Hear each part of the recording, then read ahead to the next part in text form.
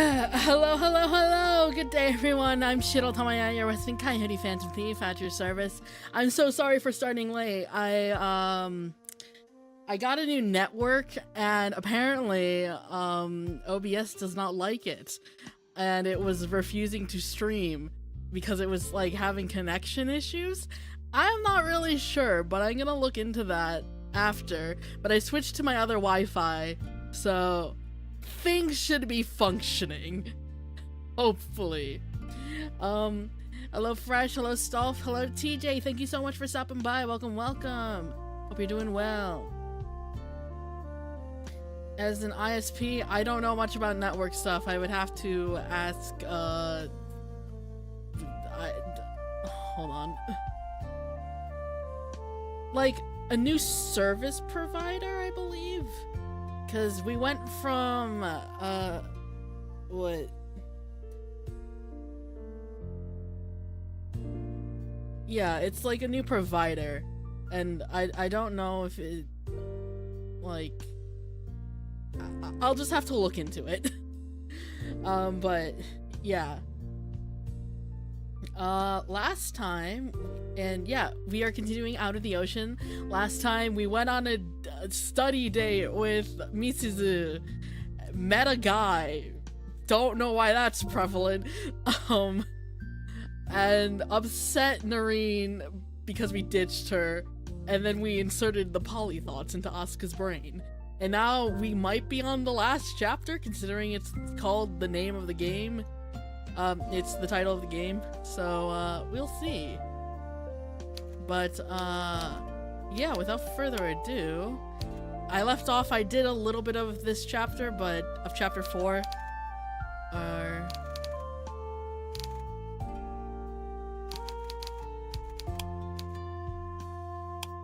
or no, drifting, wait, no, it's called, never mind, it's not called the chapter. I thought, wait, I'm confused. It's chapter 4, Drifting Apart. But yes, we will see what happens. I don't know if I'll finish a route in this stream. There might be another chapter. Who knows? We will see. Those bagels at everyone. Hey, I will eat those bagels. Okay, but let me... Yes, I believe I'm in the right...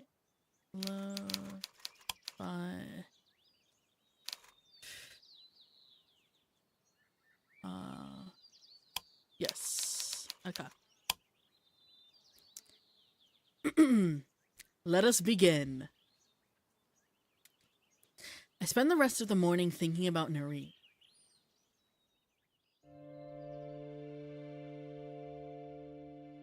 I remember how solemn she seemed last night, despite her attempts to reassure me to the contrary, despite her insistences that she was fine. She was trying to be brave, but I could tell she was upset, more than she was letting on. She told me that she was lonely, and I don't think she was exaggerating. I don't think Noreen likes being left without me at home, day after day while I go off to school. It probably weighs on her. She might have been helping Aunt Choco around the house, but there's only so much to keep her occupied. It must get horribly boring. My attempt to use sponsor the stream hasn't been going through. Oh no! Is it sponsor going down, or like was sponsor opening, or was it under maintenance or something? Because I know it goes under maintenance quite frequently. Check this. What the hell? I got something for your me. Oh my god, hold on. Now I need to check Discord. Might be my card or PayPal or something. Ah.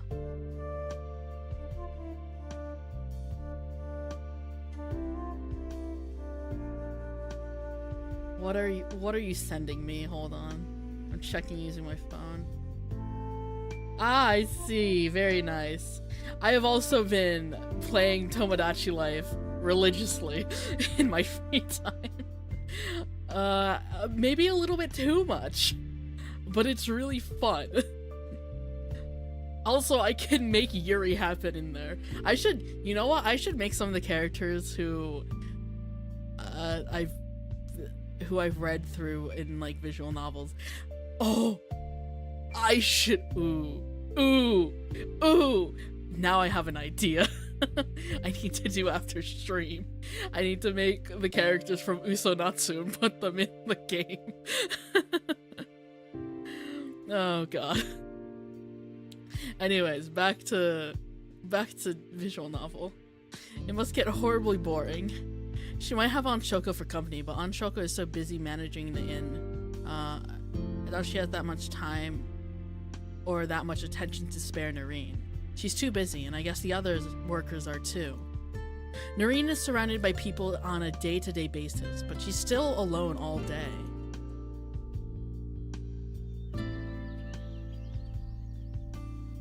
I get to go to school with Misuzu, and I interact with my classmates every single day, but what does Noreen have? She can walk on human legs during the day, but she's still stuck in that bathtub at night. Her interactions with other people are limited, and she can't even hope to have a normal life. She's trying to maintain a cheery act despite that. She was in high spirits when she saw me off earlier this morning, but I can see past that. I can see that she's suffering.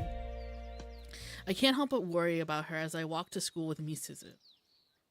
By the time we arrive at the classroom, I feel dull and heavy, like I've swallowed a stone.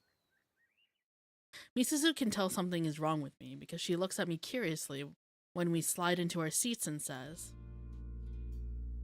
"I apologize if I am prying into your personal affairs, Asuka, but the way you have been acting this morning is somewhat concerning. Are you all right?" "What?" I start, abashed, then glance at Misuzu. I don't think I'm acting all that differently from usual, but I guess I must be if Misuzu is asking me this. My face flushes, and I find myself running a hand through my hair. There's a pause, and then... "I'm alright, I think." "You think?" Misuzu frowns. She leans in, peering at me, and says, "You are either alright or you are not, Asuka. I am unsure whether this sort of thing can be really debated. What is the matter?" "Well..."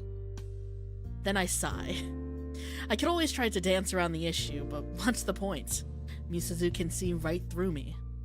I don't see any point in trying to hide my feelings, and anyway, trying to do that would be almost insulting to Misuzu's intelligence. She's quite perceptive, and I'm sure she'd be able to see right through any half-baked excuses. I don't want to make Misuzu feel guilty. That is my cross to bear, but... If I'm being honest... thank you for the tip on coffee, fresh. I can barely see it. I don't have, like, any... Maybe, does coffee have an alert thing for chat? Because that would be useful. Imagine them in the Fatal 12 Battle Royale. Oh god.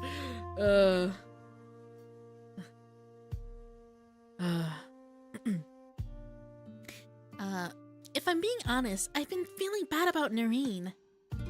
And why exactly do you feel bad? Well, She wasn't upset that you spent yesterday with me, was she? Oh, I do hope she wasn't jealous. Well, it's... a bit complicated. I don't know if she was jealous per se, but I do think she was upset. I see, and she told you this, did she? Well, kind of, but I don't think she wanted to make me feel bad. In fact, I know she didn't want to make me feel bad. That isn't the sort of person Noreen is. She's always thinking about others, and I know she doesn't want to be a burden. She's made that pretty apparent. She's always telling me she doesn't want to get in my way. She even told me I could spend more time with you if I wanted. That I shouldn't feel bad. That I shouldn't feel beholden to her all of the time. She said she'd feel guilty if I cut my social life short so I could spend all my free time with her even. She was being very considerate. Then what precisely is the problem? Why are you worrying about how Noreen feels if she told you explicitly not to fuss about her as much? Are you not going against her wishes? In a way, I guess, but I can't help it. I know she only said that because she didn't want me to feel guilty. She was trying to reassure me, but it was against her own best interests. I mean, she's more or less stuck in the house all day, and I'm one of the only people her age she can speak to. It must be very isolating for her. She's trying to put on a brave face on it, but I doubt she likes living this way. I can't imagine that anybody would, and she's only in this situation because of me. I'm the one who brought her back to my place, so I can't help but feel responsible for her. Do you understand what I'm trying to say? I understand that you are feeling guilty about leaving Noreen in the lurch. Yes, that's right. That's exactly it. I can't help it. I'm her only real friend. She relies on me for company. I just can't abandon her. But I think you are putting an unfair burden on your shoulders. You are not Noreen's caretaker. It isn't your job to keep her entertained at all hours of the day. And though you might have taken her in, you actually did her a favor. Who is to say what might have happened to her if you had not rescued her? You didn't take her in because you wished to control her. You did it because you wanted to help her. Is that not correct? It is, right, but no matter what my reasons were, the fact remains that she's dependent on me now. I'm the one who took her in, so she really is my responsibility. I feel like I have to look after her. I don't want her to feel like she's being left out. Here I pause.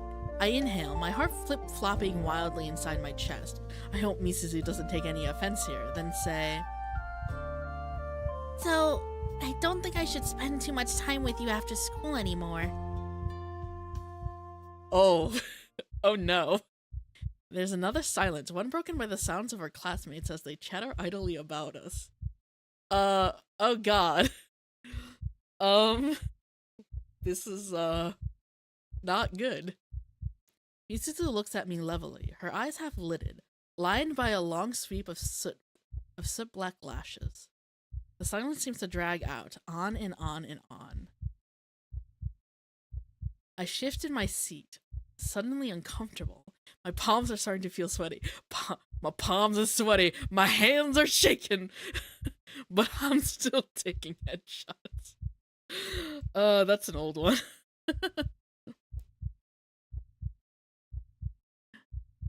And my clothes are sticking to my back.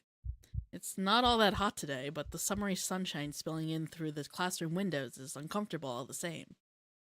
It's oppressive. For a few minutes, I feel short of breath. I'm worried about how Misuzu will react to this.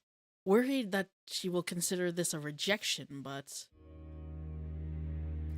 I see. Misuzu doesn't sound upset when she replies. She doesn't sound angry either. Instead, she doesn't sound like much of anything. Oh god. Asuka, this is not how you go about life. Her voice is very cool, almost uncomfortably so. There's something glacial about her tone and her expression. Something that would give the Ice Queen a run for her money. It's a warm morning, but I find myself trembling all the same. Is this how Misuzu's mother, Miss Shirogane, acts? If so, I can understand why Misuzu is so afraid of her. There's something a little unsettling about all of this. No, girl, that's not it. So, are you saying you no longer wish to speak to me outside of school? Is that what this is about, Asuka? No, that isn't it! I hurry to explain, fearful that Misuzu might be misinterpreting, almost ridiculously anxious that she might turn against me. I don't want that to happen, not when I had so much fun with Misuzu yesterday. Sure, we only went to the library, but I still enjoyed it. I enjoyed being with her. I liked learning more about her, And I don't want this time we shared to be tainted. I don't regret what we did, but... We can still hang out. You can come over to my place if you like, and we can talk, just like we did yesterday. I don't mind if you want to study with me while Noreen is around. I just don't want to leave her out again. I don't think it'd be fair. Not when Noreen spends so much time at home on her own anyway. I know she resents not being able to go to school, though she tries not to talk about it too much. She doesn't want to make me feel bad about it, I guess. She's very conscious of other people's feelings, maybe a little too much. Even yesterday, she told me I should do what I want, that I shouldn't worry about her. But that's precisely why I worry. I don't want her being left out, and I don't want her being sad. I want to make the most of what little time I do have with her, so I need to be there in the evenings at least. I think it'd be unfair otherwise. You understand that, don't you? I have no problems being with you. I just want to be with Noreen too. There's another long pause and then... Oh no. Alright. I understand how it is. No, that is not... Oh god. You're putting Noreen over me, aren't you? What? I stare at Mizuzu aghast. It feels as though all the air has been knocked out of my lungs. If I wasn't sitting down at my desk, I think I'd stagger back. That's how forcefully that question hits me. Why is Mizuzu interpreting things in the worst possible light? Your greed sickens me, Asuka. Oh god. When you want Polly, but all it does is bring pain. Why is she being so negative? I thought we were friends. I thought she would understand, but... No! I'm not putting Noreen over you. I'm just trying to be fair. I see you at school every single day, like I said, and I see Noreen... every single morning when you eat breakfast together, and every single night, too, when you have dinner. I would have thought that would be enough to satisfy the both of you. It seems like plenty of time together to me. I do not think you two are in any danger of drifting apart. Girl, that is not...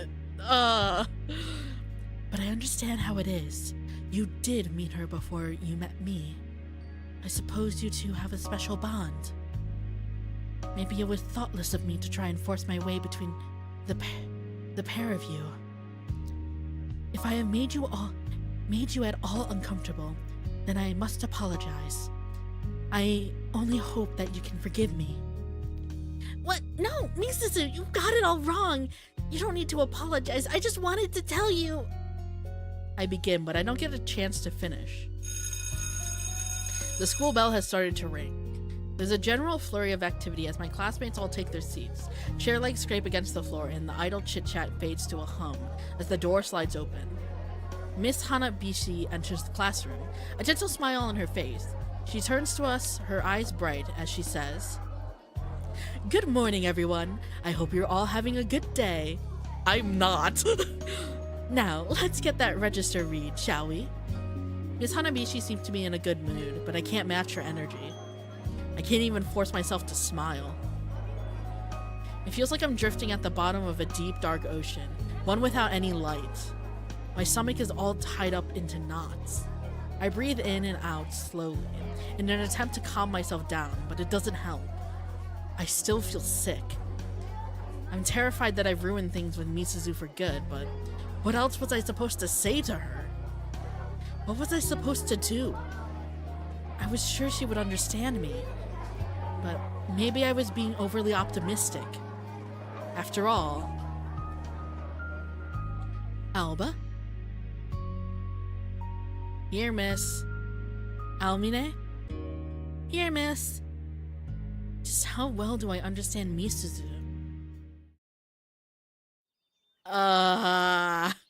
Pain. Just pain. The school day eventually comes to a close, and not a moment too soon.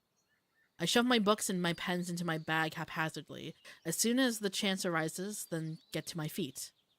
I would walk back with Misuzu as is the norm, but she has piano practice today. But even if she didn't, I'm not sure she would want to walk home with me anyway. She's been frosty with me all day, even if she did thaw out a little during lunchtime. We wound up eating together like normal, but the atmosphere was pretty stilted. I hope she'll forgive me soon. In any case, I'm on my own when I leave the classroom. Hold on. And when I head back home. My thoughts are full up of Misuzu and worries about the future of our relationship. So much so that I'm not paying attention to where I'm going.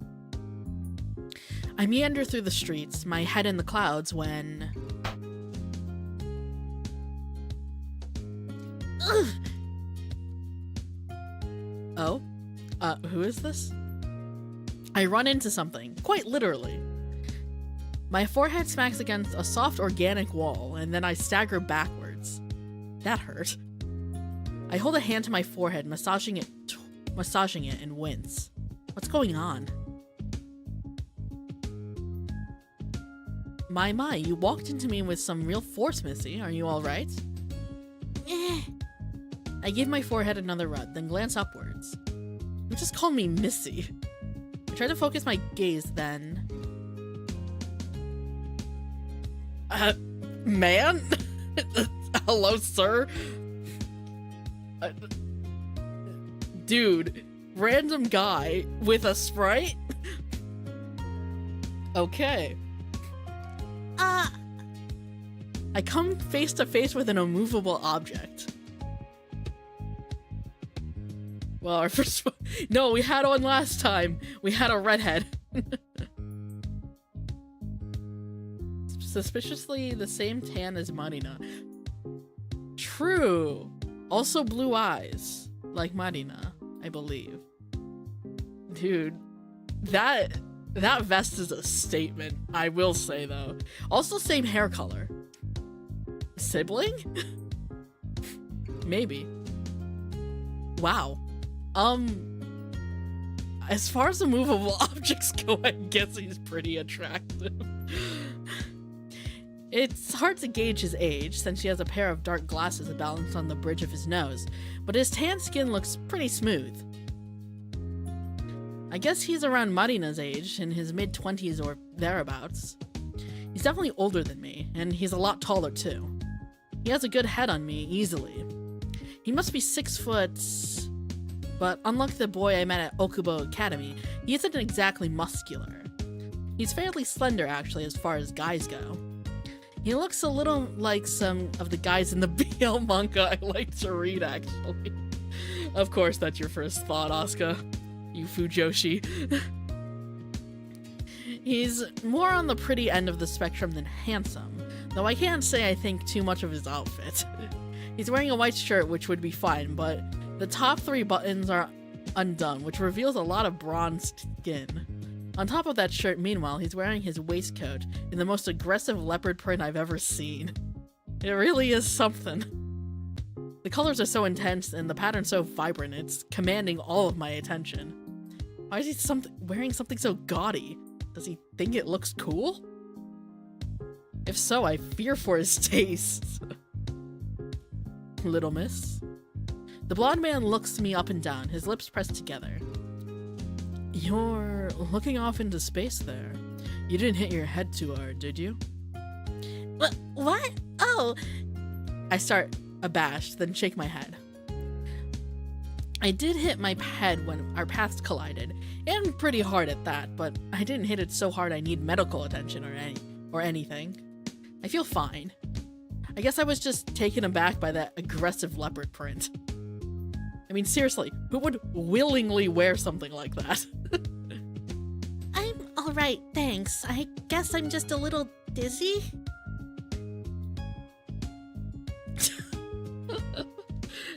Dude, I don't think that's a compliment. Ah, yes, that's the common response, I'm afraid, when young girls see me. I guess I'm too handsome for my own good. Oh, so you're vain. That sucks. That makes you even worse. I frown. The guy's not bad looking, I guess, but he's really not my type. Bro, in high school. Guys aren't my type in general. Full stop. Hey, nice. I can appreciate a handsome guy, of course, but I prefer guys when they're paired together. Girl knows what she wants, and I respect that. I'm more interested in pretty elegant girls like Misuzu, or bundles of sunshine like Noreen. Girl, you're so gay. I don't tell this to this guy, however. He's a total stranger. He doesn't need to know my life story. My life's gay story. I guess I'll just let him believe what he wants. Whatever, man. Anyway, I'm sorry for bumping into you. I'll try to be more careful next time. My god, she's just ice. I bow to the gaudily dressed man, then sidestep him. I mean to continue on my way back home, but... Oh, don't call her girly. Ew, that's so gross. Wait a moment, girly. There's something I want to ask you. Huh? I halt in my tracks and glance back at him. What is it? I'm not a local of this town, as you're probably aware. I know I don't exactly fit in with all the hoi polloi. What the fuck is that? Hoi polloi? What the fuck does that mean? Thank you, game, for reading my mind. I don't know, but I can't imagine it's anything good. I've come here for one thing and one thing only. Oh. I think I know what this is. When I've found what it is I'm seeking, I'll return to my homeland. I've no real interest in hanging around here any longer than strictly necessary, so I'll try to make this brief.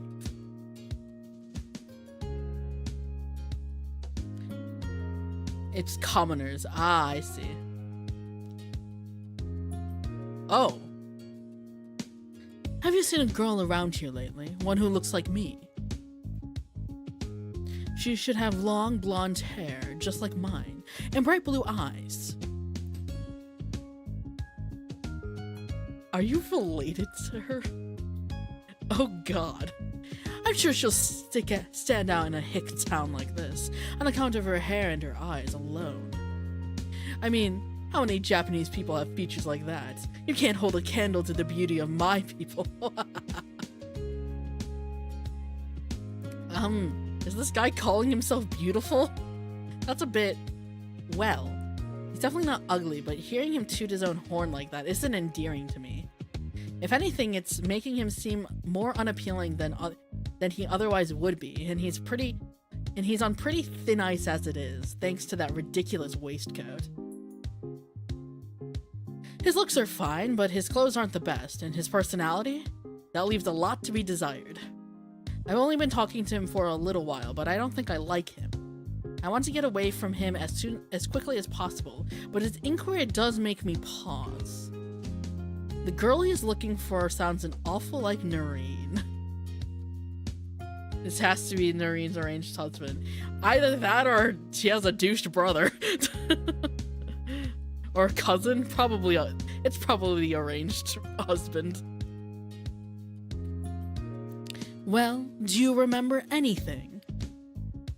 I know exactly who he's talking about, but I don't know if I want to offer that information up to this guy. Noreen told me when I first met her on the beach that she was running or swimming away from something. She got visibly alarmed when I tried to carry her back into the ocean. She said she'd rather die than go back there. I don't know what exactly she was trying to escape from, but now I'm beginning to wonder. Could this guy be a fellow mermaid? Or a merman?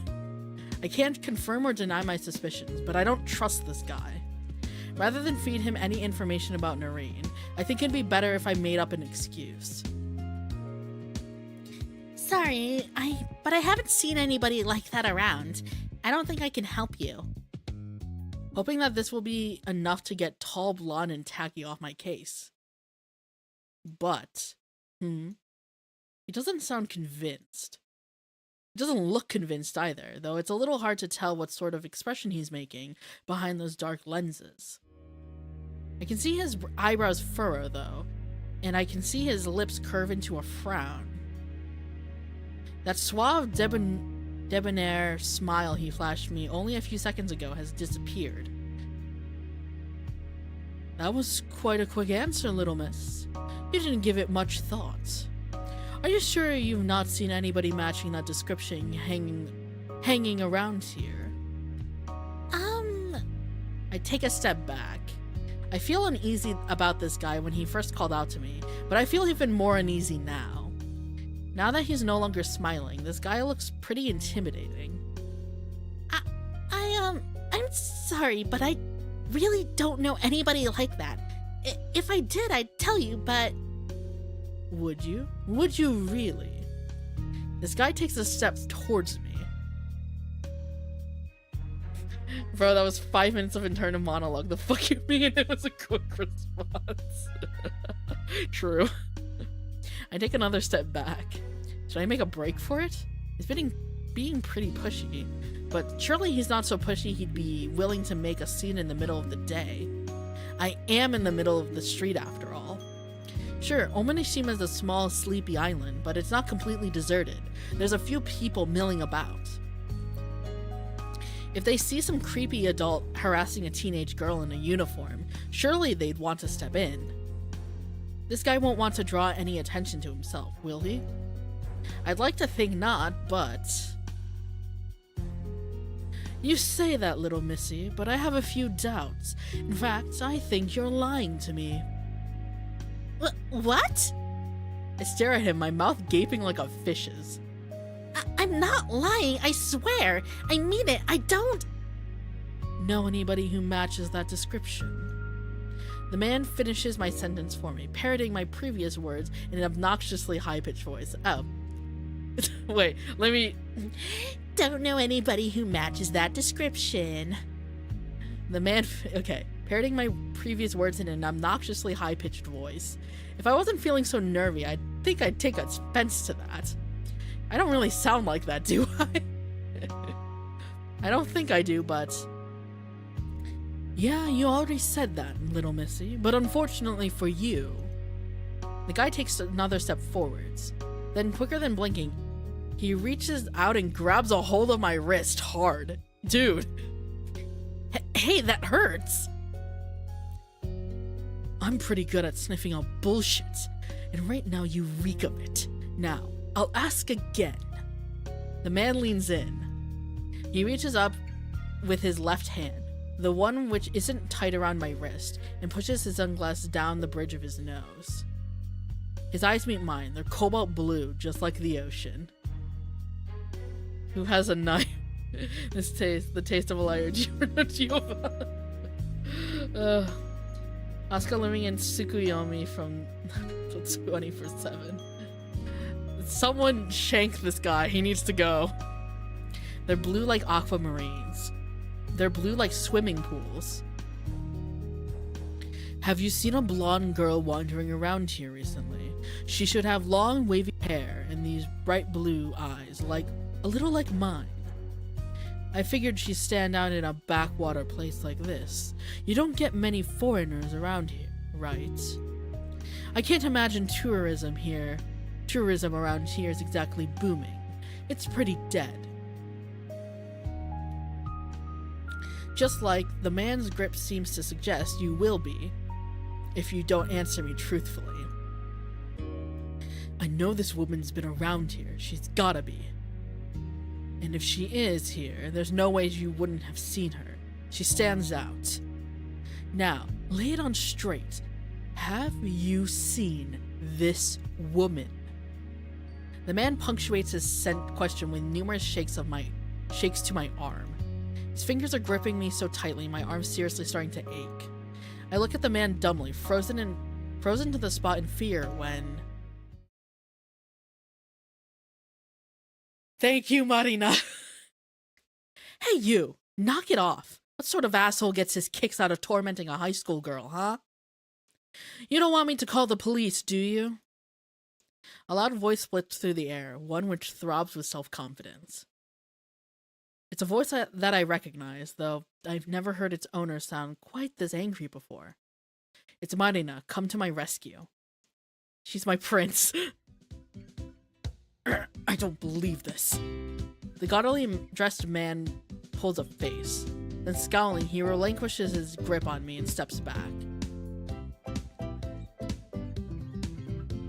What are you doing here, Marina? Oh, a bit of this and that. Taking on odd jobs, enjoying the scenery. Marina rests a hand on my shoulder. Marina's taller than this blonde guy, and her hands are even bigger. Her palm places quite the weight on me, but it's reassuring, not at all like Mr. Blonde and Tacky's too-tight grip on my arm earlier. Defending cute young girls from creeps like you. You know, the usual. Creeps? The blonde guy scowls. I'm not a creep. Sure you're not. You tell yourself that Shoal? I think it's Shoal. You tell yourself that Shoal. You tell yourself that Shoal, if it'll help you sleep easier at night. I know the truth, though. You're a grade A menace. It shouldn't be any wonder no woman wants anything to do with you. Why, Asuka here isn't a grown-up yet, but even she's canny enough to tell that you're bad news. You just exude untrustworthiness. You stink, just like rotting pilchards left out in the sun. I beg your pardon. The blonde man, Shoal I guess is his name, grits his teeth together. He looks affronted, as well as he might. I don't think anybody would like being compared to rotting pilchards left in the sun, especially not a guy like this who resembles a sleazy host club worker. True. Oh my fucking god, she's a mermaid, isn't she? She definitely might be. The percentage is pretty high. That's no way to talk to me, you know. You should be groveling at my feet. I can forgive this little whelp her rudeness. Shoals glances at me. But you should know better, Marina. Have you forgotten who my father is? Of course not. I'm well aware of your daddy's identity, but he isn't here right now, is he? Why, you? Shoal grits his teeth together. He takes a step back. Then with a defeated sigh, he says, Alright, fine. I see there's no point in hanging around here anymore. Not with you around. You really are the place where intelligent conversation goes to die, aren't you? Now that's funny. I could say the same thing about you. You could, and you would come to regret it. You don't want to be tried for treason, do you? Is it treason to state the facts? Girl, go get his ass. You basically got it close enough. Okay, Okay, I'm not the sort to mince words, you know. I like calling a spade a spade. And in this case, I have no problems calling a smug, pompous, self-important asshole a smug, pompous, self-important asshole. Yeah, whatever you say. I was wondering where you'd gotten to, you know, during all these years. I'd hoped you might have picked up some manners, but evidently not. No man will ever be interested in you, you know. If you keep acting like that, it's uncouth. Good thing she's not into men. Well, good. I don't want men to be interested in me, especially not men like you. I'd be much happier courting the attention of cute girls like Asuka here. Do you see how she doesn't shrink away from me, Shoal? Maybe you could learn a thing or two. Whatever. This conversation is beneath me. I'm going now. Goodbye, Marina. If I never see you again, it won't be a moment too soon. Yeah, right back at you, you overblown pufferfish. Shoal looks to be the sort who likes to get the last word in. There's something pretty immature about him, his slicked back hair notwithstanding, but this time he doesn't say anything. Maybe he doesn't want to get drawn into another childish name-slinging match with Marina. Rather than rising to take the bait, he turns about on his heels. Then he walks off, his golden hair glowing in the sun. He doesn't bother to say goodbye. Maybe he doesn't think that Marina or I are worthy of it. Speaking of which, how does Marina know this guy? I'd like to ask her about it, but that takes care of that at least. Marina removes her hand from my shoulder, then pulls a face. I was beginning to worry he'd never leave. For a man who thinks he's so smart, Shoal can be miserably dense. He never seems to realize when he's not wanted. With some luck, he won't be showing his face around here again.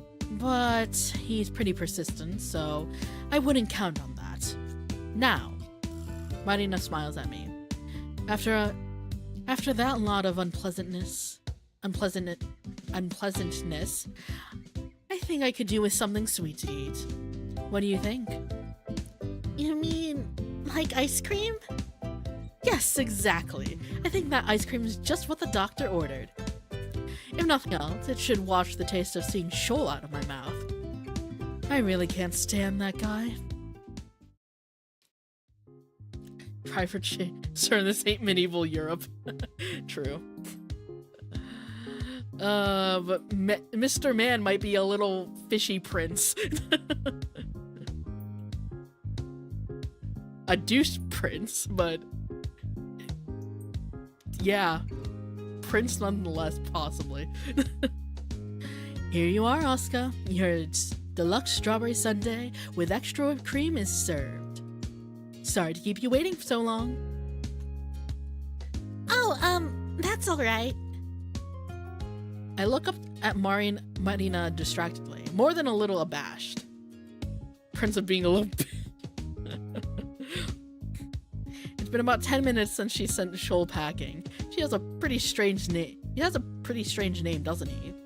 And since then, Marina herded me over to Seaside Suite so I can calm down. Marina still must be on the clock since she was wearing her waitress outfit when she stepped in to intervene. I guess business has been pretty slow today, since I'm the only person sitting inside the cafe right now. As such, Marina's been fussing over me, giving me her full, undivided attention. She asked me if I was alright. I said a little stiffly that I was. And then she examined my wrist where Shoal grabbed it to see whether he'd left any marks.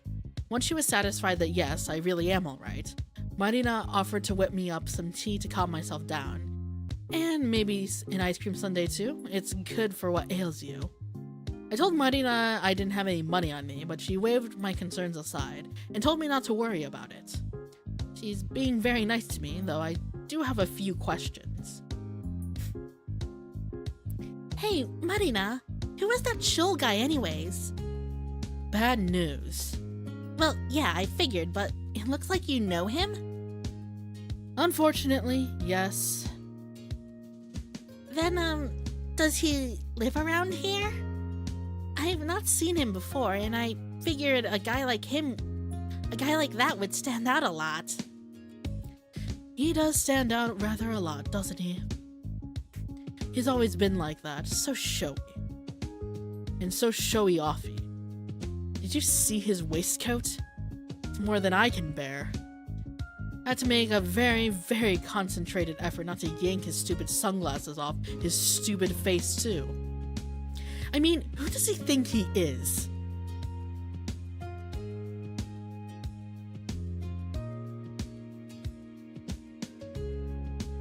I wonder if my Monado Buster hit fresh one.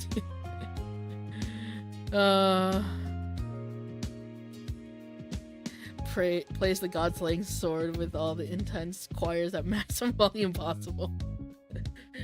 Murder the man, murder. Men in my men in my Yuri game? I don't think so.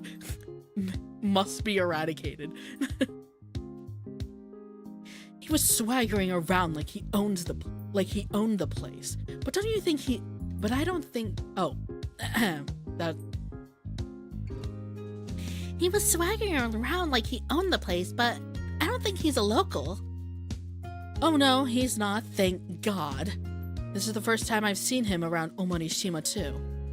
I must say, I never thought he'd come to a small seaside town like this.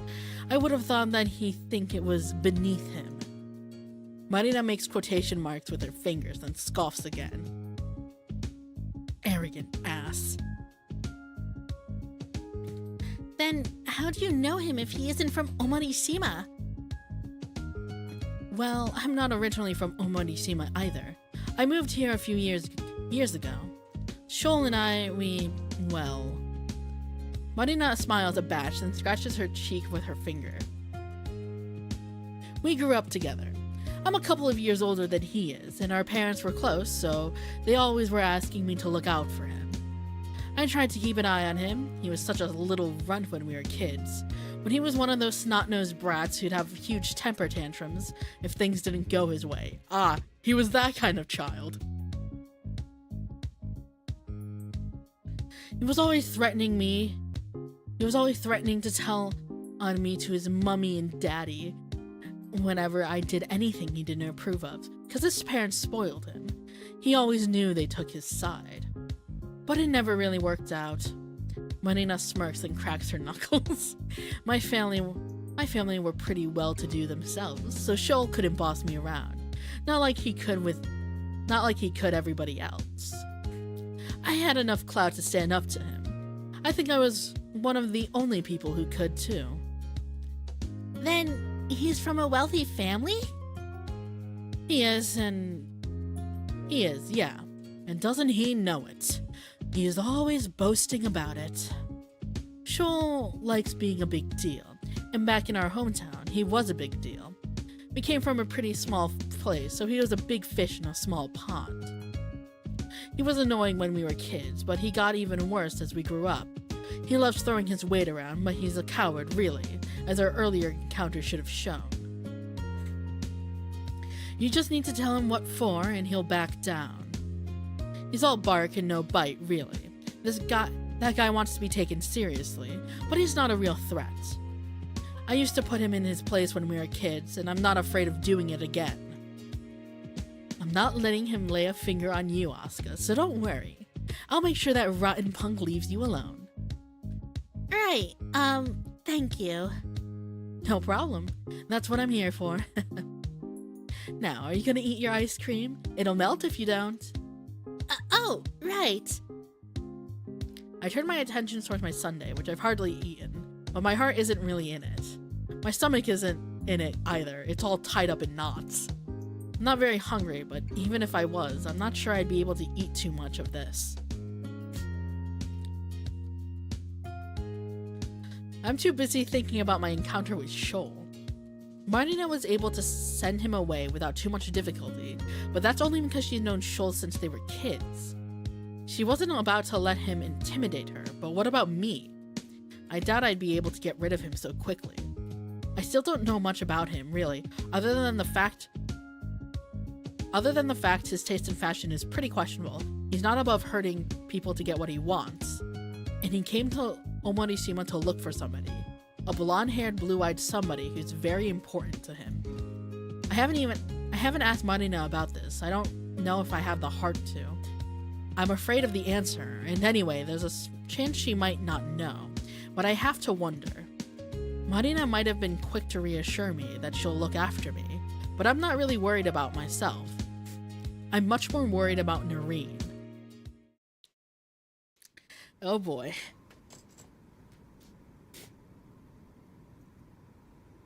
Yeah, she might be a noble.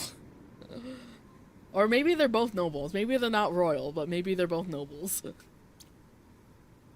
Who knows? I don't know how mermaid society fully works in this visual novel. Dinner is a bit of an awkward affair that night. Not just because I already filled up on ice cream. filled up on the ice cream sundae that Marina served me over at Seaside Sweets. I didn't eat all that much of the sundae since I wasn't too hungry, but I still feel it sitting in the pit of my stomach, cold, hard, and heavy like a block of indigestible concrete. More than the sundae, however, which continues to weigh on me, are my anxieties about Shoal. These anxieties eat away at me over and over until Aunt Shoko looks at me with concern. She frowns, setting her own chopsticks to one side. At this point, she's more or less polished off her own food, then says, "Are you all right, Asuka? You've hardly touched your food." Yeah. Yeah, Asuka. Noreen, who's been eating with her usual gusto, she finished her food long before Aunt Shoko, and she's already gotten up to get seconds of rice, peers at me curiously. What's the big deal? You aren't feeling sick, are you? No, I'm alright. At least, I think I am. Nothing serious happened. It's just, well... I frown. I haven't forgotten how violently Noreen reacted that one time when Aunt Shoko warned her against talking to any strange men. She seemed genuinely alarmed, much more so than I have ever seen her before. I wondered what was wrong with her at the time, but in retrospect, she must have been worrying about Shoal. I don't want to prove Noreen's worst fears true, but if she has been worrying about that, maybe it'd be for the best if I came clean. I don't want to hide anything from Noreen after all, not when she's so dear to me. I can't see any real merit to remaining close-lipped about this beyond avoiding a potentially awkward conversation, so... It might be nothing, but I did run into a strange man when I was walking back home from school. A strange man? Aunt Shoko frowns. How was he strange? He didn't do anything to hurt you, did he, Asuka? No, not really, but he did grab me, I guess. He grabbed you? Why in the world would he do that? What did he want? He didn't hurt you, did he? I hope not. That sounds awful. Oh, poor Asuka, who would do such a thing? I wondered that myself, but no, he didn't hurt me. Well, that's what I say, but he did use quite a lot of force. My wrist doesn't ache anymore, but I can't pretend that confrontation was pleasant. Not that much, at least. He wanted to ask me some questions, but I wasn't interested. I tried to leave, but he grabbed me, and he was really strong, too. When I was getting a bit panicked, but Marina came along and saved the day. It looked like she knew him because she scared him off, but it was really weird. He was asking whether I'd seen a woman around with blonde hair and blue eyes. I look at Noreen pointedly, sure that she can't fail to notice the significance of this. And when Marina called out to him, she said his name was Shoal. Does that ring any bells? Shoal, Aunt Shoko frowns in thought, one hand beneath her chin. That doesn't sound like a Japanese name. I suppose he wasn't from around here. Yeah. I figured. No. When Aunt Shoko tries to pinpoint where Shoal could be from, Noreen stares aghast. Her eyes widen to almost comic proportions, her lips parting, and then... No way. It can't be. I didn't think he'd come all the way here to find me, but... Noreen, are you alright? Hey, Noreen, what? Wrong, I want to say, but the words don't get out. Noreen doubles over, her chopsticks falling from her fingers. They hit the tatami floor with a couple of soft taps. But the sound barely registers, not above the anxious muttering that's spilling from Noreen's lips. She quakes, as though she's caught in a storm, her slender shoulders shuddering as she says, "Oh no. No, my girl." It can't be. I don't want it to be. never wanted to see him again. I told him that. I told him. Oh, Neptune, I told him. But of course he didn't listen. Why would he? He never listened to me. He ignored me, and now he's come to find me. Now it's all over. Noreen! I reach forward and then take a hold of Noreen's shoulders, none too gently. It's obvious that she's on the brink of some sort of breakdown, if it hasn't happened already. She's in such a state, I wonder if I should throw a glass of water in her face. Will that help? It might restore her senses. Restore her to her senses, at least. But before I can do that, a change takes hold of Noreen. Her legs, which were curled beneath her at the table, twitch. They morph before my very eyes, pale pink scales erupting en masse from the surface of her skin. With a handful of seconds, Noreen's legs have vanished altogether, the two limbs merging before my very eyes to form a fishtail. If I'd not seen Noreen in her mermaid's form before, this would shock me, though it's still pretty shocking despite that. I know Noreen can transform between her human and mermaid forms, almost, at will, but I've not seen her revert like this. I guess the sheer shock of hearing about Shul was enough to induce a change in her. Noreen did tell me that maintaining her human form requires a lot of effort and no shortage of willpower. Maybe it's not possible for her to keep it maintained when she's in such a state. Well, whatever the case, I can't let Noreen sit at the dining table in this state. Her tail will dry out at this rate, and that won't be good for her at all. I need to get her back into the bathtub stat. Oh, Noreen, I'm really sorry. I'm really, really sorry. I knew I shouldn't have told you this while you were eating. I didn't want you to worry, but of course this would worry you. I just wasn't thinking. I abandoned my dinner, half eaten though it is, and rushed to Noreen's side. I was enjoying my pickled radishes, but they're the last thing on my mind right now. I bend down while Noreen is floundering, her tail flapping, then wind my arms around her. Pressing Noreen to my chest, I rise to my feet. I shoot a look at my aunt, who's been watching this spectacle without making any sound, her chopsticks frozen in her fingers. I think Noreen's feeling sick. I'm going to take her to the bath, alright? That should make her feel better. Oh, and thanks for the food. You're very welcome? Aunt Shoko says in a perplexed sort of voice, but I don't pause to see whether her expression is similarly perplexed. I'm already herring out of the living room. I dash down the hallway, my soul slapping against the wooden floorboards, and haul Noreen over to the bathroom. With Noreen pressed against my chest, my arms wound tightly about her, I approach the lip of the sunken tub. Then I kneel down. I deposit Noreen inside the tub and wait until she's removed her clothes.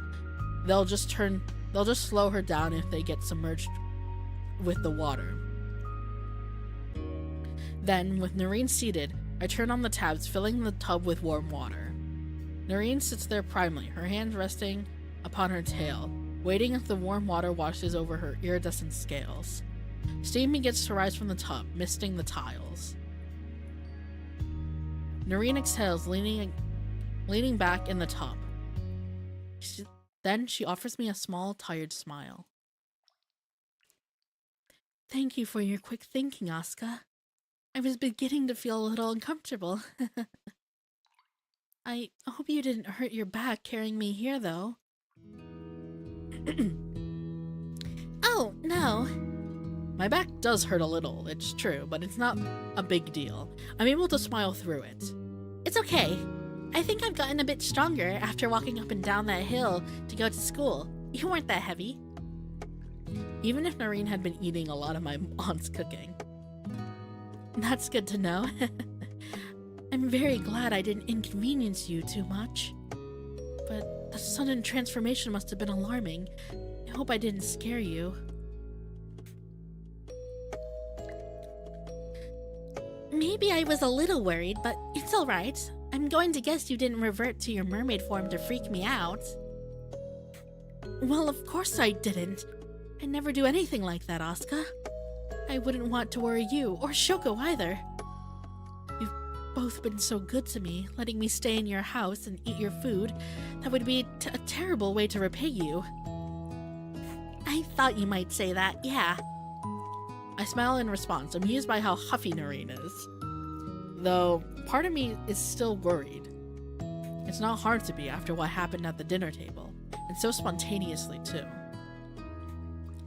I know you would never try to play a cruel prank like that, Noreen. You're way too thoughtful. I guess I was just trying to lighten the mood. Why did that happen? Well, about that. Hold on, water.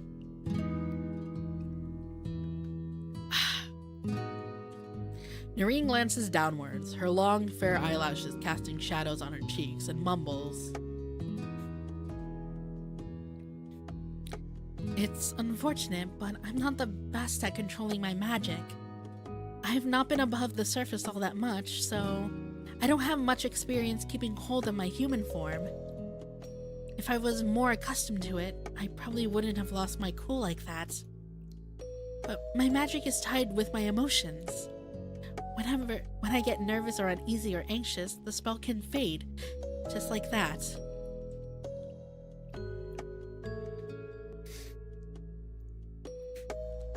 Noreen clicks her fingers for emphasis. And then my tail comes back, like you saw. It's very inconvenient.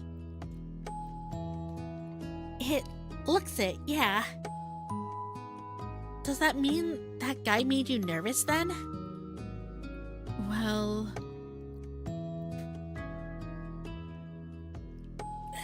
Okay, I'll be right back. I just need to get a tissue to blow my nose right now. I will be right back. What?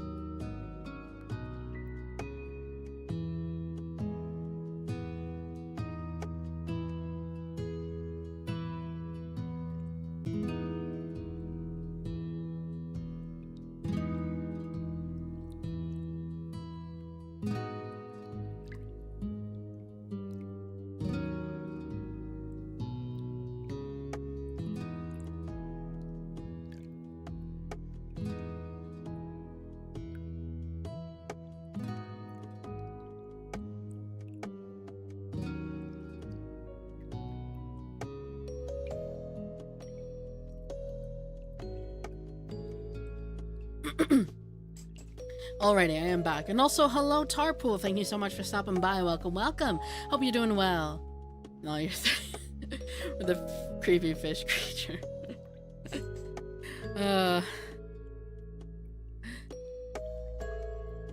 Alrighty. Noreen looks down at the surface of the water sadly, her long fair hair curling about her cheeks, around her shoulders. A moment passes and then... It's a bit of a long story, really. I don't want to bore you with it, and I don't want to beleaguer you with all my problems. That doesn't sound fair at all. You wouldn't be beleaguering me with any... Gotta get the voice. Hold on. Jesus. You wouldn't be beleaguering me with anything, though. I'm asking you about this because I'm worried about you. I genuinely do want the best for you. I don't like seeing you so upset. This isn't like you. It's obvious something's wrong, and if you don't tell me, it'll only make me worry all the more. What has been weighing on you? Noreen opens her mouth, then closes it, her pearl-like teeth clinking together.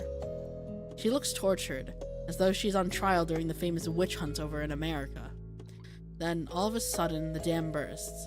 I see her blue eyes flooding with emotion, more intense than I've ever seen from her typically. Typically, Noreen is all smiles, as she cries.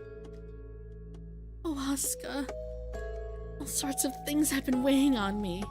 It feels like all the waters of the Atlantic Ocean are bearing down upon my shoulders. I've been doing my best to deal with it, but it gets so hard. I'm not as strong as I'd like to believe. That's why I ran away. My problems were crushing me. It was all so intense. I couldn't simply swim away from them. I had to escape to dry land instead, else I was sure my life would be over. But now he's come to pursue me again. He just won't leave me alone. He? Are you talking about Shoal? Yoshiro, I'm gonna send you something real quick. What the? Okay. Hold on.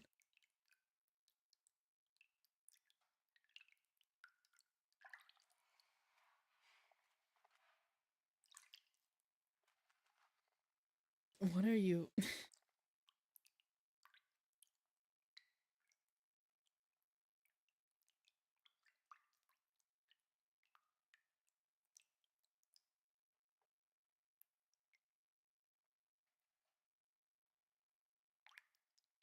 Oh my god. I saw, okay, yeah, no, I heard about this.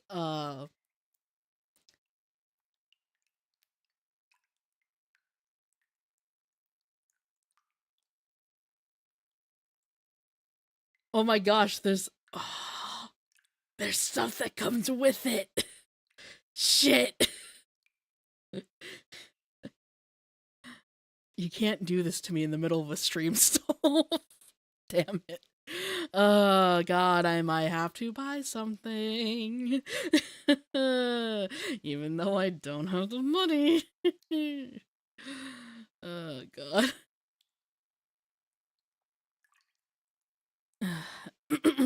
Anyways. Are you talking about Shoal? Yes, that's right. He's caused me no end of problems, though I have no idea why he took such an interest in me in the first place. I mean, he's a prince. Okay, so he is a prince. I, meanwhile, was born to a poor family with only a few shells to our name. I don't understand the attraction, but Shoal laughed when I tried to object and said it wasn't my place to understand. He said I didn't need to worry about it. He said I should be happy he expressed an interest in me at all, as though it was some sort of great privilege. But how is it a privilege to marry a man I don't even like? I hardly even know him. Wait, hold up. You said he wanted to marry you? Noreen nods miserably, looking more sorry for herself than I knew was possible.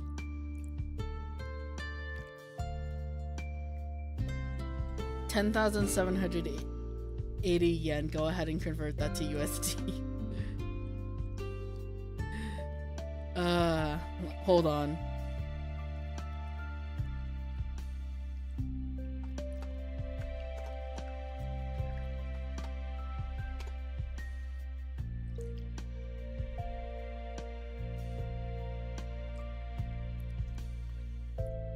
That is not terrible.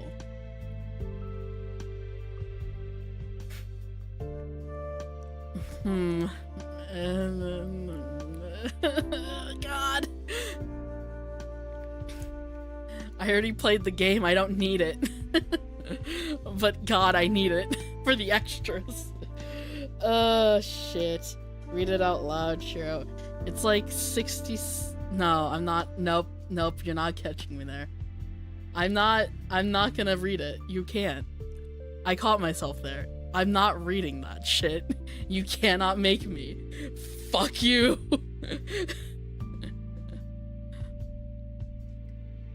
Anyways, I'm going back to my visual novel. That's right. That's why I had to escape. I think I mentioned this before, but I was born to a poor family. My parents struggled to simply make ends meet, and every day was difficult. I was able to earn us some shells by becoming a songstress. Oh. I received a little attention from it, but not because of my voice, which is average, but because of my looks. Words eventually spread about me. The fair maiden of the depths with a face which could sink a ship. That's what they called me. I thought that sounded rather insulting, but apparently it's a compliment? I'm not sure why, though. I've never wanted to sink ships in my life. I like most humans, as it happens. I wouldn't want to cause you any harm. But that's besides the point. Word must have spread further than I'd thought because the prince of the kingdom eventually caught wind of me. He came to see me once while I was performing, and apparently it was love at first sight. He fell head over tail for me, or so he claimed, and shortly after he proposed to me. Initially, I was completely stunned. It was such a surprise, I was sure it was some sort of joke. I tried to laugh it off, but he was sincere. He went so far as to arrange a meeting with my parents, where he asked formally for my hand in marriage. I was sure my parents would oppose it. After all, he was a perfect stranger, but I suppose all of his wealth and riches won them over. There was a prince, after all, who wished to wed me, and we'd been struggling to get by for years. Most of our meals were kelp, and we hadn't been able to afford any fish for a long time. My parents saw this proposal as a golden opportunity to improve their own social standing, so they jumped at the idea. I tried to dissuade them.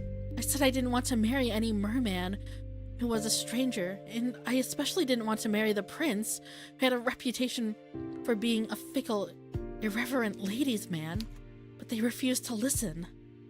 They kept telling me, whenever I tried to broach the subject, to stop being silly, that I was being childish. You can't afford to marry for love, Noreen, you silly guppy you. If we'd been born into wealth, you'd be free to choose your own husband, but I'm afraid you don't have that privilege. You're poor, so you need to make the most of this opportunity. I know you don't know the prince well, but you can always become more acquainted with him in time. There are many mermaids out there who'd love to be in your position. You can't turn this chance down. Are you willing to sacrifice a secure, happy future, all in the name of love?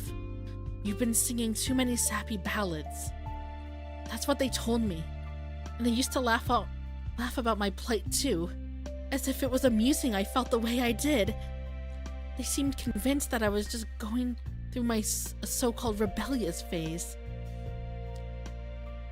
Here Noreen makes quotation marks with her fingers. And that I'd eventually open my eyes and realize how foolish I was being, and get over it. My brother whose fault is that you're poor and eats scraps. True. It is like, guys, you could try to, raise your social standing yourselves. I don't know how hard mermaid society is back there, but surely there's something you could have done.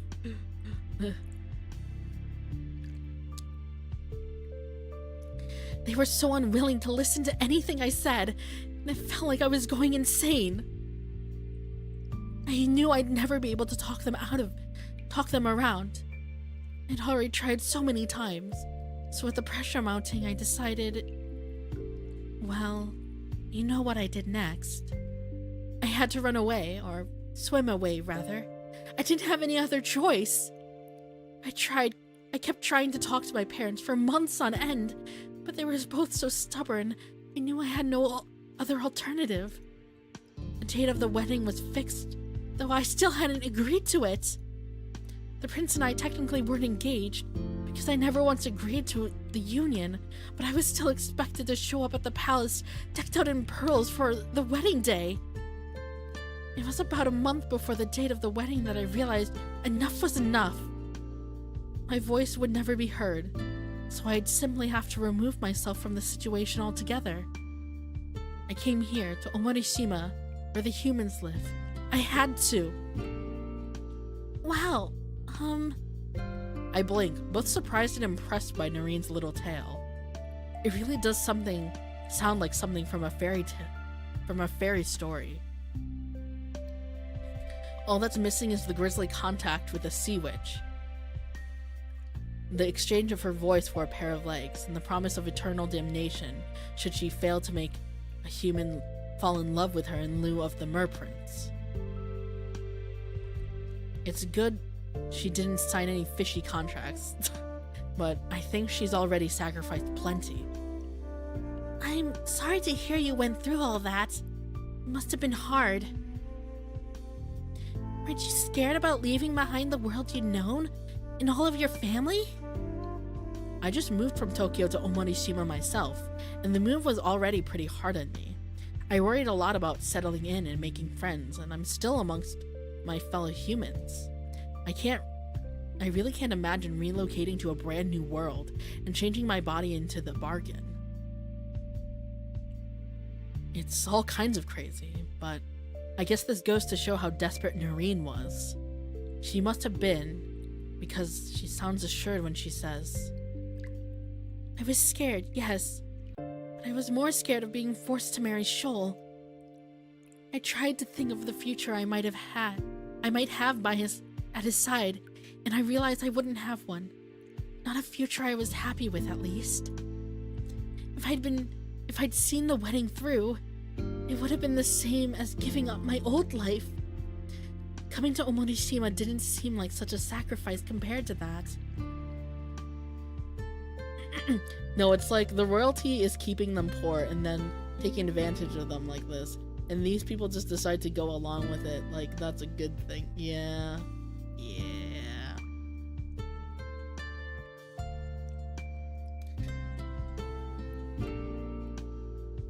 I mean, again, we don't know how society fully works there, but there's definitely classism.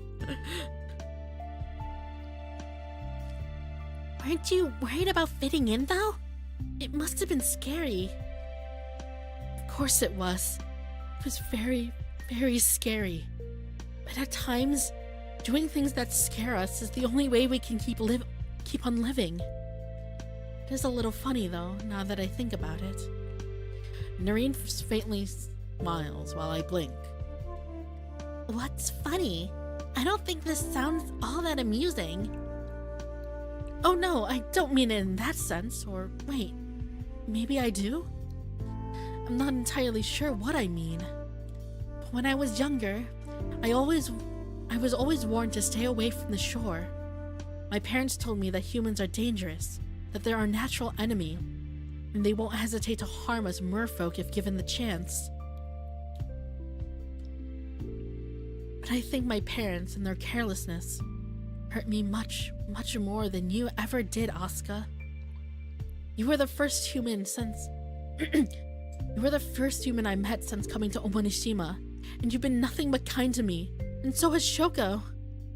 I really do owe you a lot. You've been so kind taking me in, when I've not really been able to contribute to the household. I thought I could finally relax, now that I've found a place I can belong. But I'm scared, Asuka. If Shoal's come looking for me, I'm sure he'll force me back into the ocean with him, so we can go through with the wedding. It was scheduled to take place in a week. That'll be why he's come here. He's trying to find me. He won't rest until he's made me his, but I don't want to marry Prince Shoal. I want to stay here with you, and with Shoko, and Misuzu too. I've not been happy for a long time, but now I finally am. You've made me feel safe, so please. Noreen reaches out and squeezes my hands, her expression bordering upon desperation. Aww. I know this is a big ask, but would you protect me? Don't hand me over to the prince, not like my parents did. I can't bear the thought. Noreen. I don't think I've ever heard her so emotive before. Her voice is wavering, her eyes wide, her pupils tiny pinpricks in the vast sea of white. She looks small and scared, like a young girl. Her upper body is trembling with fear, and she's gripping my hands none too gently. I can feel her nails digging into my skin and I wince. She's being pretty insistent about this, but I do understand.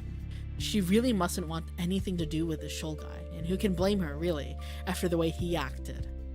I hardly know him, and I don't want anything to do with him either. I knew he was bad news the moment I clapped eyes on him. I wouldn't trust him anywhere near Noreen, or any other woman for that matter. I think the only person that Bozo loves is himself.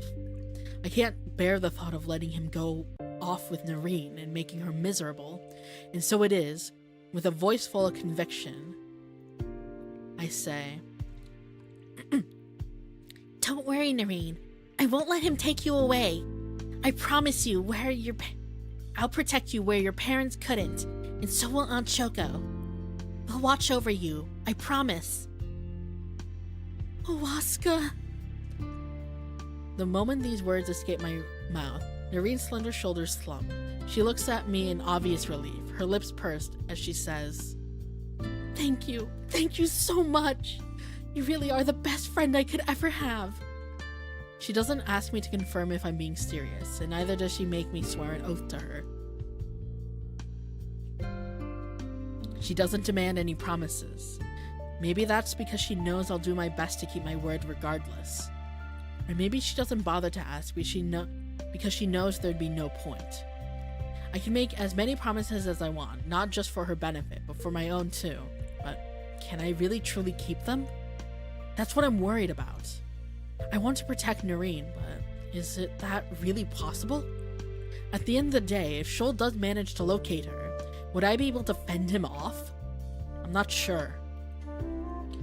I have my doubts, and they continue to eat away at me like a cancerous growth throughout the night.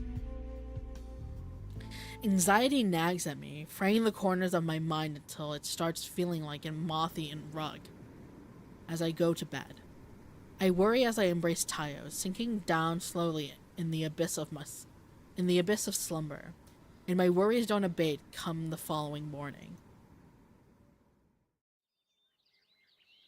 I dress, readying myself for another day at school, but all the while, as I adjust my ribbon in my mirror and smooth the pleats out of my skirt, I'm thinking about Noreen. I think about everything she told me yesterday, about her arranged marriage with Shoal, and I shudder. I think of how smugly self-confident Shoal looked, and I try to imagine spending the rest of my life with a man like him. Try as I might, however, I can't. It's almost like my brain is rebelling against the mere thought of being with such a person. It's not that I don't like men either. Even if I did like guys, which I don't, I still wouldn't like Shoal. I don't like the look of him. If I can't stand to be around him for much more than a few minutes, then how in the world would Noreen cope with being his bride for the rest of her life? There's no wonder she's so anxious. And Noreen's obvious palpable anxiety is making me feel anxious too. I'm in such a state I don't have much of an appetite at breakfast, no matter how delicious Aunt Choco's food is. I pick at my miso-simmered fish, feeling uncomfortable. I told Noreen I'd try to protect her, but will I be able to make good on that?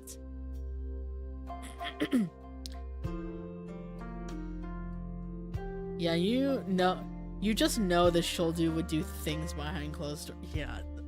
Ew, icky, gross, man. Ew, disgusting.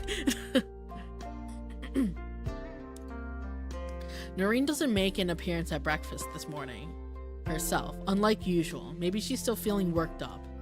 I wouldn't be surprised if she's too unnerved to eat a single bite.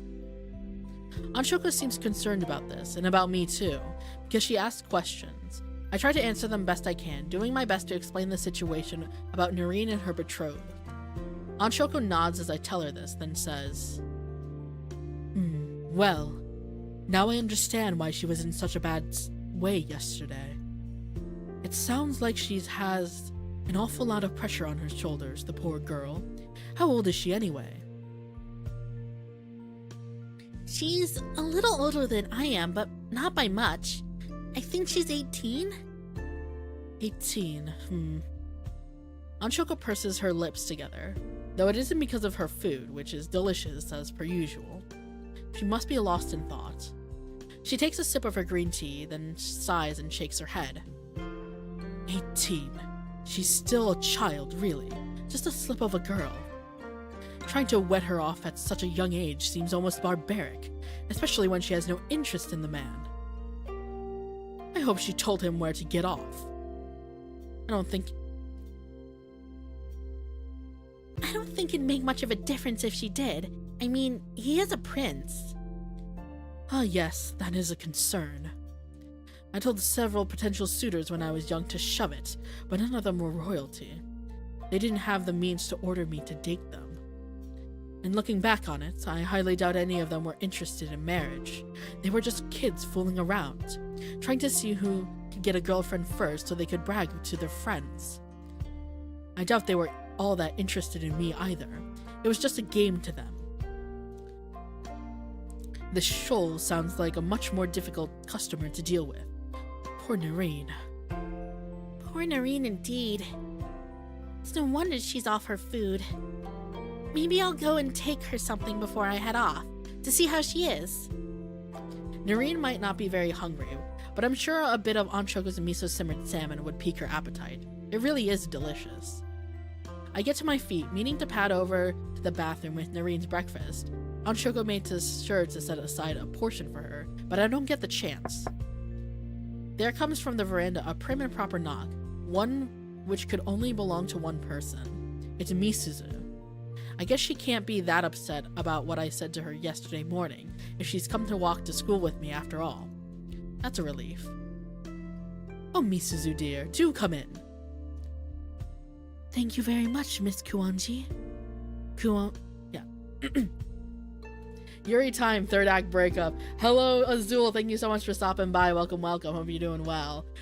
A lot has happened. So much has happened. Misuzu steps inside and I double back on myself to meet her in the living room. As always, Misuzu looks prim and pristine, not a single pleat on her neatly ironed skirt out of place. Are you ready to go, Asuka? Oh, right, I flush, feeling a bit perturbed, though why exactly I don't know. I should be used to Misuzu greeting me in the mornings at this point. Then, why then do I feel so uneasy? I'll be with you in a second. I was just, going to say goodbye to Noreen. Oh? Misuzu cocks her head to one side, then frowns. I was thinking something seemed a bit strange. Why isn't Noreen here to see you off? She usually does that, does she not? Yeah, she does, but, well, it's a long story. Too long to tell me? Well... I look away abashed. Misuzu's voice isn't particularly accusatory, but something about her gaze runs through me. Can she tell him that I'm hiding something? If nothing else, she must know that I'm not in the best of moods. I've never been very good at hiding how I feel. I can tell you on the way to school if you'd like, but I feel like I should speak to her first. And why is that? You'll see her this evening, surely, when you get back home. And if she's feeling unwell, she might prefer to be left alone. Do you think so? Probably. I know when I feel under the weather myself, I typically prefer to be left to my own devices. I understand that you might be worried about her, but fussing won't do any good, and we really must be going. If you dilly-dally too long, we'll be late. We only have 20 minutes to get to school. Oh, right. She raises a good point. I really should get going, but my worries haven't abated. I don't want to leave Noreen without saying goodbye, but I don't want to risk hurting Misuzu's feelings again. I know she's already feeling slighted after our conversation yesterday. I don't want to upset her, so I should probably let this slide. And maybe she's right, I'm probably overreacting. I tend to do that a lot. Well, alright. I don't want to make us late, and I definitely don't want to ruin your perfect attendance. I'm not going to let your status as an honor student be disputed because of me. Why, thank you. Misuzu giggles, all smiles. I'm glad she looks happier. I can't stand the thought of upsetting Misuzu again, not when Noreen's so down in the dumps herself. I'd feel awful-er than I already do. I'm glad you care so much, Asuka. When you talk like that, you really do sound like some sort of handsome prince. Now, let us get going. You can tell me about Noreen on the way to school. I gather, based on your expression, something serious happened? Well, it hasn't happened just yet, but it might. Oh? Misuzu blinks as I bend to put on my shoes. She watches me like a starling on a wire, her head cocked in that coquettish way of hers. I wonder if she's doing that on purpose, and says, "That sounds very curious. Now I'm even more interested. She hasn't simply come down with a cold, has she?" No, it's nothing like that. She's physically fine, I think. If you discount her spontaneously sprouting a tail at dinner last night because she was so upset. Well, it's complicated, like I said. I finish lacing up my boring brown shoes, then tell Shoko that I'm heading off. Can you take Noreen her breakfast? Misuzu and I will be late if we don't hurry. Shoko affirms that that's just fine. Have a good day at school, dears. And then Misuzu and I take our leaves after I've readjusted my shoes so they won't rub against my heels.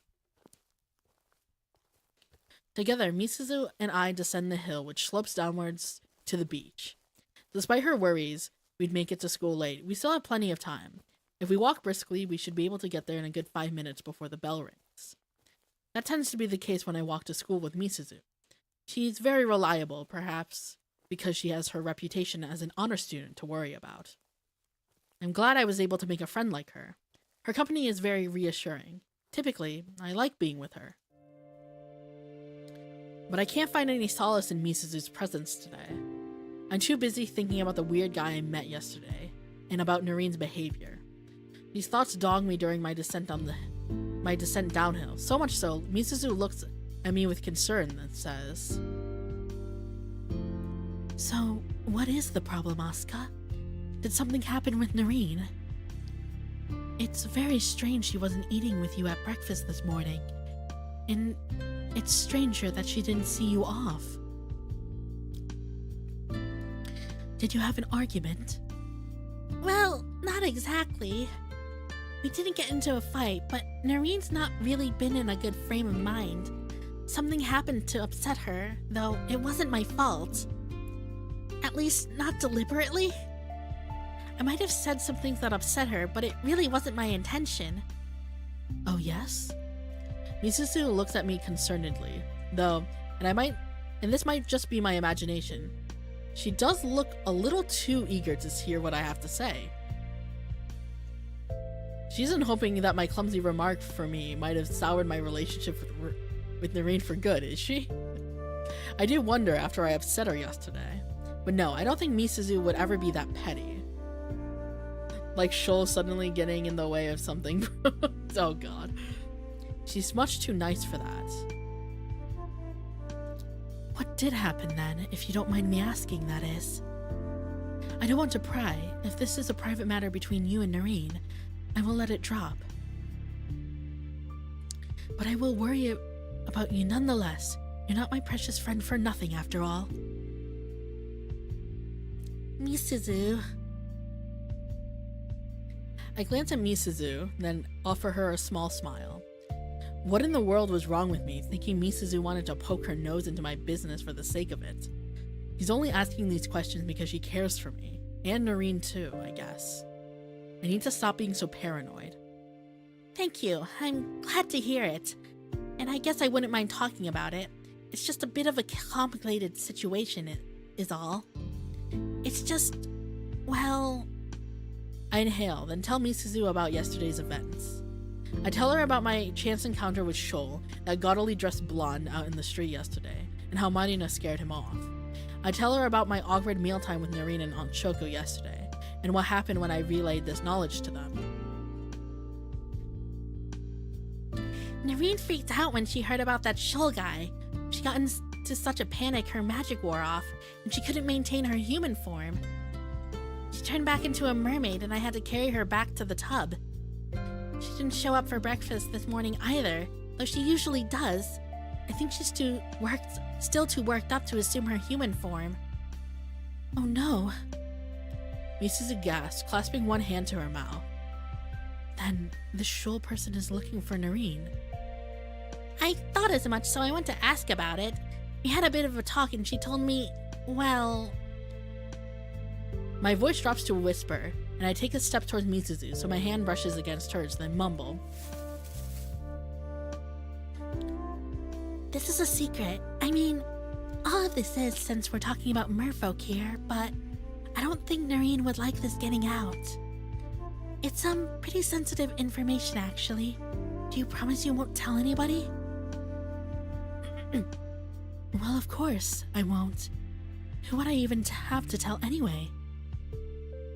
Like you said, this is about mer people. There might be some stories about them in Omorishima, but nobody truly believes them. If I start speaking of Noreen's woes to our classmates, or worse still my parents, they would think me deranged. Well, I guess that is true. Wait, did they ever put two and two together about Marina having knowing Shoal yet? No, I don't think they have yet. But they might connect the dots here. Who knows? I smile faintly, more cheered by Misuzu's reassurances than I should be, then say, Alright, then. I know Noreen wants to keep this a secret, but the truth is, Shoal is a prince, and he wanted to make Noreen his wife. What? Misuzu pauses in her tracks, her eyes wide. So, this gaudily dressed Shoal person is Noreen's fiancé? That's right. Though Noreen never said she accepted his proposal. It sounds like the wedding was going to go ahead regardless, though. Since he's a prince and all, Shoal has a lot of power and influence. He seems like the sort of guy who can get whatever he wants with the snap of his fingers. He's used to having all of his wants served to him on a silver platter. At least that's what Noreen said. So I guess he figured she was as good as his after he set his eyes on her. Noreen asked her parents if they could call off the wedding, but they refused to listen to her. They told her that marrying into royalty would be a great opportunity, that she should feel grateful towards Shoal for giving her a chance. Noreen wasn't interested at all, but nobody would listen to her. The date for the wedding was set and the preparations were being made. She knew nothing would change if she stayed where she was, and she'd be forced into this marriage with no way to back out. So she decided to come to Omorishima.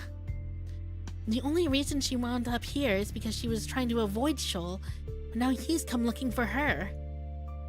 He's been wandering around Omorishima looking for her, and Noreen's terrified he'll find her. She asked me if I could keep her safe, and I'm going to do my best, but I'm worried he'll find out about her eventually. I mean, we did all go shopping together that one time, and I've been on a few walks with Noreen too. She's new here, so she stands out, and she's not Japanese, so a lot of people looked at her when she passed by. I'm worried it's only a matter of time before somebody blabs to Shoal that they saw a blonde woman matching his description wandering around the town, and that she was with me. If he's able to piece this information together, he'll definitely come looking for us at the inn. He might even succeed in stealing Noreen away. He's a grown man, so it's not like I'd be able to overpower him. There's only so much I can do. I can make all the promises I like, but it's still kind of scary. Yeah. Okay. Noreen's really worried about this, and I am too. I have no idea what would happen if Shoal really did manage to kidnap Noreen. I mean, I do care about her. I see. Misuzu listens to me quietly, her dark eyes soft and gentle with concern. A moment passes, and then... I apologize for pressing the issue so much, Asuka. It's a little wonder why you would not wish to dwell upon this. It does sound like a very thorny subject indeed, even if it seems a bit like a plot from a romance manga. I never imagined Noreen would have a dark past like that. But I don't want her to leave Omorishima either. You don't? Of course not. We're all friends, you, Noreen, and I. I too am rather fond of her, even if I know you better, so I will do everything I can to ensure she's safe. I know more about Noreen than anybody in Omorishima, other than yourself and Miss Kuonji, so, Misuzu pauses. She ponders for a moment, her index finger resting against her lower lip before she seems to hit upon an idea.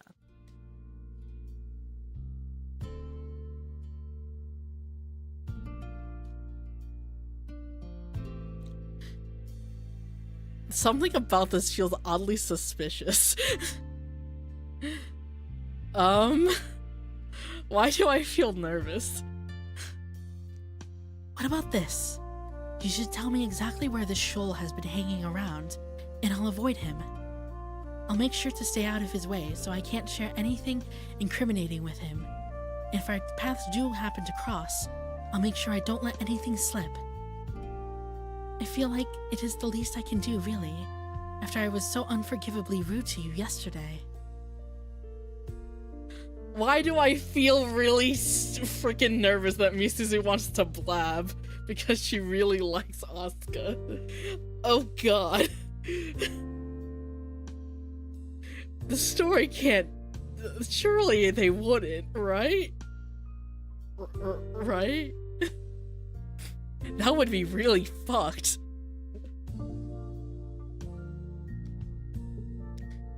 Would you care to let me make amends for my unpleasant behavior? Misuzu's a phantom thief. She's going to steal his heart. I don't think anyone would want to steal his heart, let's be honest. Misuzu is a yandere, I see. Possibly? I'm getting like... I know this is supposed to be like her reassuring us, but I'm getting like really weird vibes about this. Like, you should tell me where Shoal has been hanging around and I'll avoid him. But like, there's something strange about this. Okay. Would you care to let me make amends for my unpleasant behavior? Misuzu! I look at Misuzu with wide eyes, overcome with feelings of gratitude.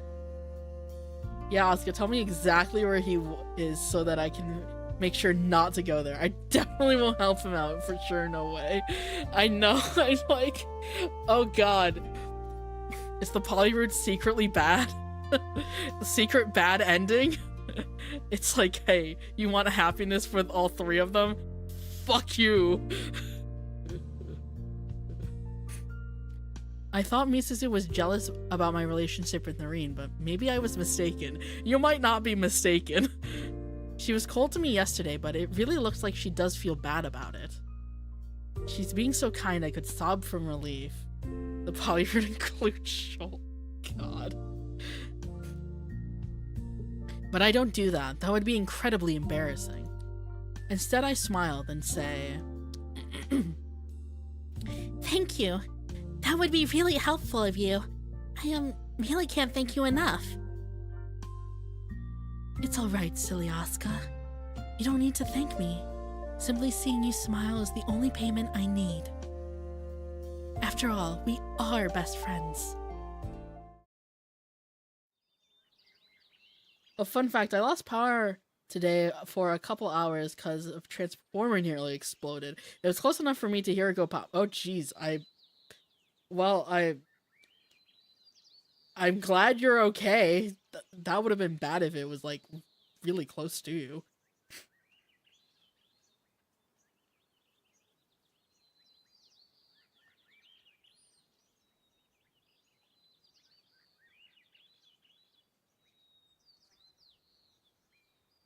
Okay.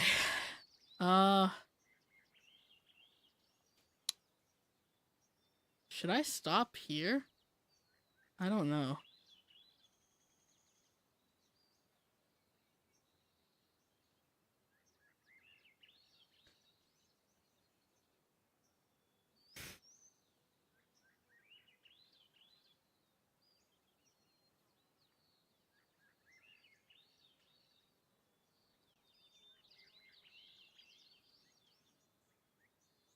Hmm.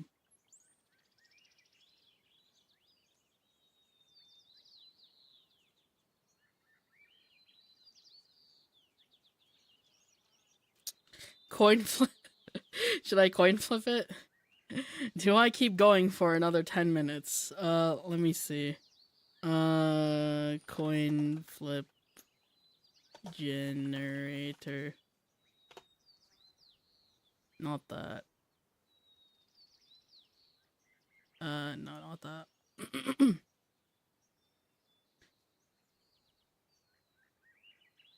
Okay.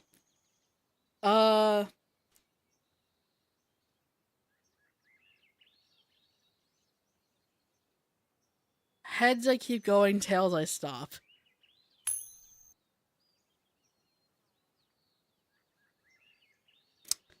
It landed on tails. Apparently I should stop. This seems like a good stopping point anyways, regardless. Caught out. Oh, wait, what? Drifting apart, caught out. Huh. That's 2 out of 3. I'm going to attack you. We will find out the continuance of this drama next time.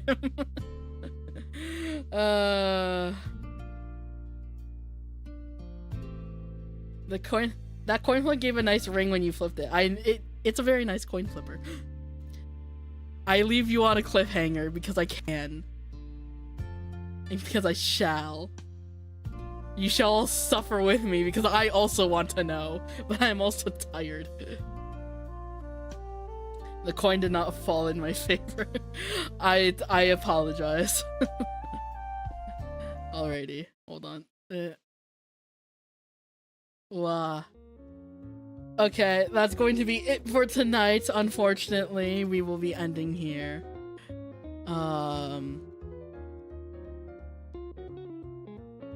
But alright, so we continue this tomorrow. Unfortunately, we will not be continuing this tomorrow. We'll be continuing this in 2 weeks.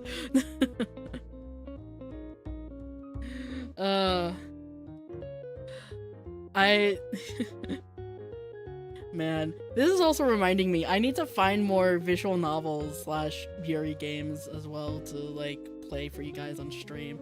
I have collected quite a wish list of like Yuri visual novels, some really obscure visual novels.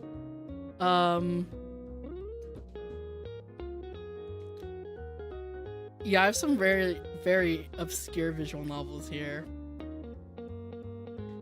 And like also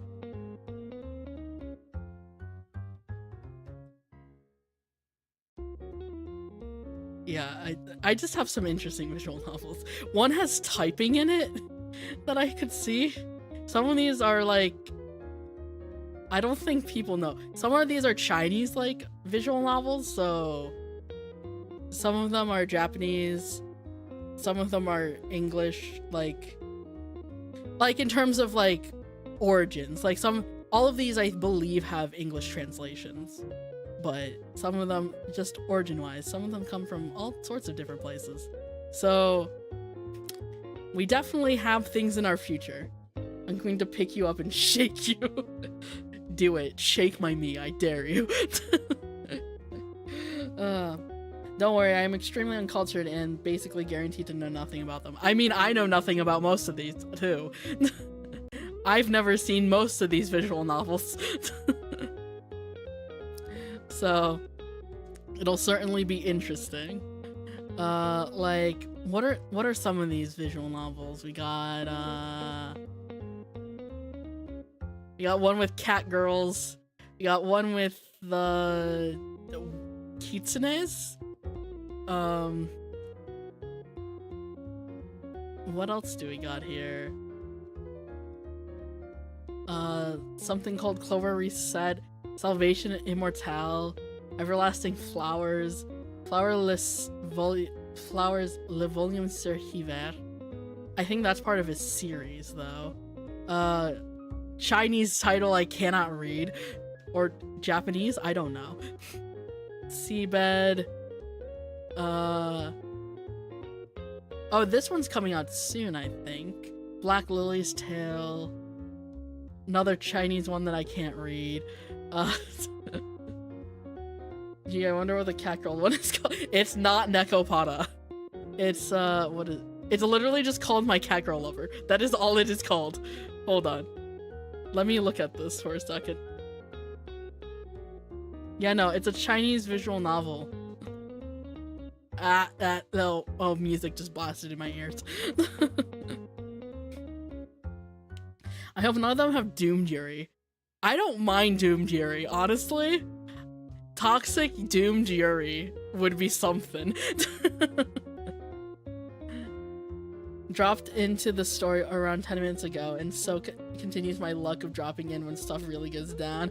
Hello, dear, oh dear. Thank you so much for popping in. Stuff really do be going down. But yes. Anyways, guys, that's going to be it for today. Next stream is going to be God Eater Resurrection, and that'll be on Monday, I believe. Hold on, God Eater Monday. Is that true?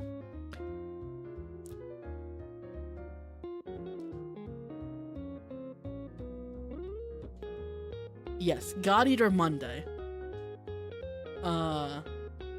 I can make her worse. Don't worry. I can make her the worst person you've ever seen. Been a while since I got to unlurk. Busy. I see. I feel that. I am also busy with things. That reminds me, I have things I need to practice tomorrow. Songs I need to practice for recording. But yes. That'll be it for today, guys. Thank you guys so much for stopping by. I will see you, well, if you can make it Monday for God Eater, I will see you then. If not, I will see you in the next one, whenever that may be. We got Tales of Vesperia coming up too on Friday, so next Friday. So yeah, I'll see you in one of those two streams, or I'll see you in the next Out of the Ocean stream, or the next Metaphor stream, whatever it may be. But I hope you had as much fun as I did, and I will see you guys in the next one. Otsu shira! See ya!